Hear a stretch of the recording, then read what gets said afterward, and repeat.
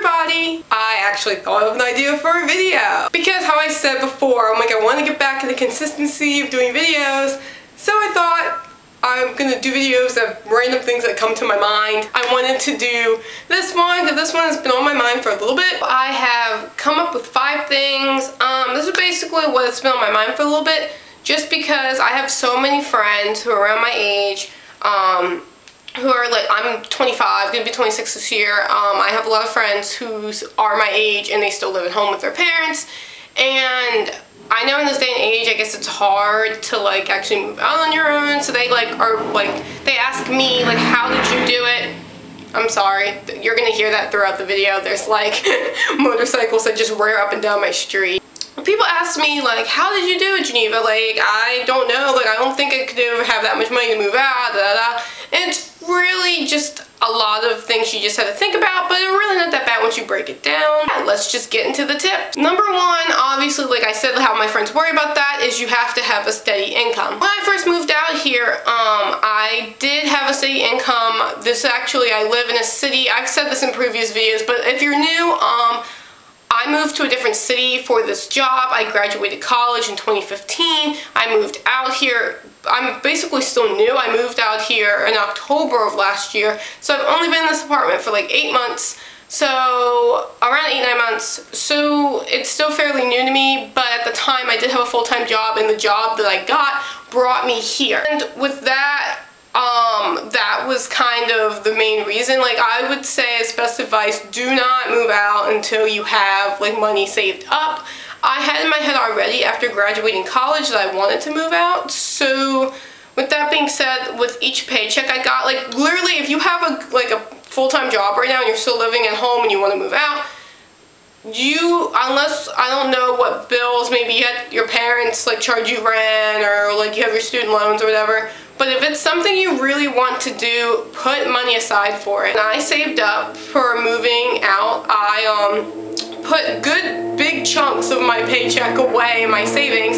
I still had fun with friends. I still went out. I still, still treated myself to food and clothes and whatever. But I put myself on a very tight budget because this was something I really wanted to do, and I wanted to have my own space because being in college for like almost 3 years, since I transferred, when I was starting off college I was living at home, but my last 2 years in college, I was living on my own and everything.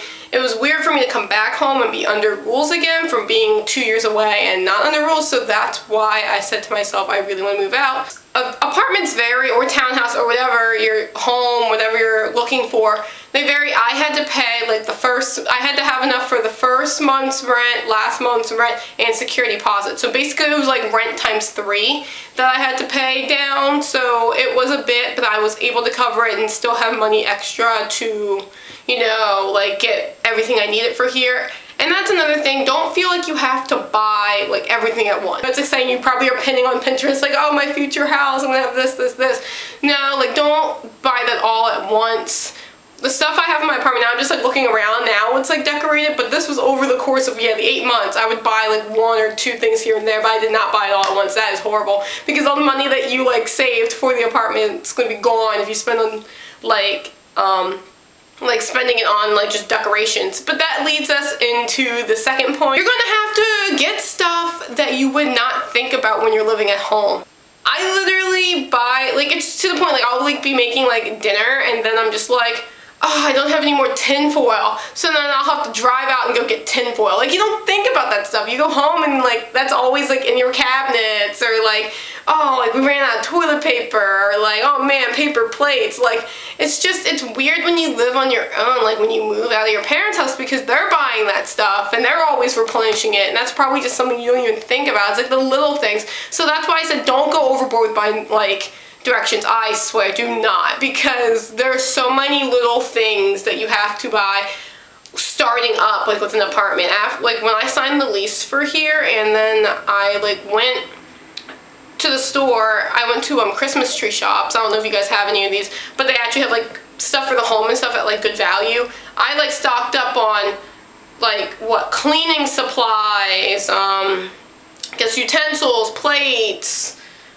I can't even think of all of it. Like, just stuff for your bathroom, stuff for the kitchen, stuff for the bedroom, air fresheners, like, it's just all this, like, little stuff that you don't think about that you're gonna need. Like, it's crazy. Number 3, I'm sorry all of these are kind of like financial, but it's true. Money management. You can still have fun. Like, you can still, don't think like, oh, I gotta look paycheck to paycheck, but try to have a good job that you're being able to live within your means, or get a roommate. I have a roommate, even though he is my fiance, but Kyle lives with me. He moved in November, so I technically was living on my own for a month, and I was able to support myself on just the month's rent. Now I could still be able to afford this whole apartment by myself, but it's so much easier with him here because things are cut in half, and I can put money away or spend it on what, like, investing on things I want to invest in. It's also a good plan if you have something else that you're good at, like a certain skill, to have like a little side hustle. I'm sorry. I have my woven spectrum business. I have my clothing business that I do craft shows, I sell online, I sell on Etsy. That's my side income, and it's going, hopefully, my goal is for making woven spectrums my full-time, but that's gonna take another, like, couple years till I make that jump. But right now in life, I'm just working on building up my savings, and me and Kyle are both thinking about our future. Things that you want to do, but don't let that scare you from moving out. It's just know that you gotta manage your money once you're living on your own, because it's not like when you're at home and then your parents like cover like just house expenses and stuff, and then all you have to pay for is just gas for your car or like your phone or something. Like, it's like gas and phone plus like 20 other things. So just know, but it does sound scary, but it's really not that bad. Number 4 is set goals. I think that setting goals really helps. It makes it not feel so much as a hassle. Like, don't be that kind of person that's just gonna like come home from work, lay around, don't have anything else going on, and like get into like a routine where you're just, I don't know, just like wake up, go to work, eat, sleep, repeat, like kind of routine. It's not a good life to have, and that's when you start feeling sick and just depressed, and it's not a good road. I set goals as in like, is there certain friends that you want to hang out with in certain time, or is there a big trip that you want to go on, and maybe each paycheck you put away like 20, 30 bucks for like a trip that you want to go on this summer, or like something you want to do to your apartment, like, oh, you want to save money for like this nice piece of furniture, or like just random things. So like throughout your days you're thinking about, or you're working towards that goal. It makes you have a better outlook on life, and everything doesn't seem as stressful. And then number 5 is, what's your purpose? When you move out, you should have some sort of purpose into moving out. I would hope it wouldn't be a situation that your parents are like mad at you and like kicking you out. I would hope that you'd want to do it because you want to have your own sense of independence, you want to have your own sense of space.